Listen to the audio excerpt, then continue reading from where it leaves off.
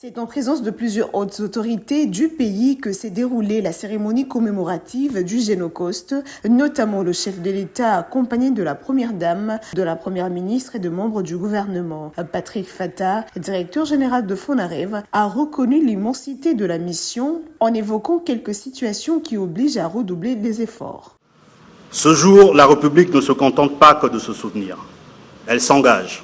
Elle écoute les silences lourds des survivants, éclaire les zones d'ombre dans l'histoire et refuse que le passé soit enseveli sous l'oubli. Le Génocauste ne doit pas seulement être reconnu, il doit être compris, enseigné et réparé.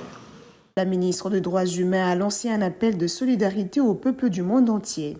Nous lançons donc un appel solennel aux États membres des Nations Unies, aux bailleurs bilatéraux et multilatéraux, aux gouvernements engagés pour la justice et les droits humains. Soutenez, financez, réactivez cette mission d'enquête. Ce soutien n'est pas un simple geste diplomatique. C'est une condition essentielle pour briser le cycle de l'impunité. C'est un acte de foi envers les principes fondateurs de la Charte des Nations Unies. C'est un engagement en faveur de la vérité, de la mémoire et de la dignité des victimes congolaises. Le peuple congolais n'a pas besoin de pitié, il a besoin de justice. Et la justice commence par la vérité.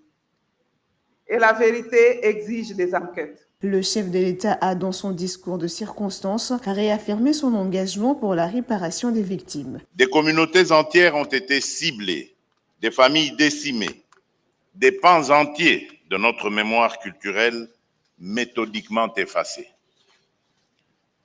Ainsi, des noms naguère connus pour leur beauté ou leur histoire, Kasika, Makobola, Katogota, Kamituga, Mwenga, Kilungutwe, Kishiche, Mugunga, Bambo, Kazaro, Bukombo, Nyundo, Yumbi et tant d'autres, ne sont plus de simples repères géographiques. Ils sont devenus les stigmates d'un drame humain d'une ampleur telle qu'il interpelle la conscience universelle. Le silence que nous venons de garder résonne comme un cri, un appel à la justice.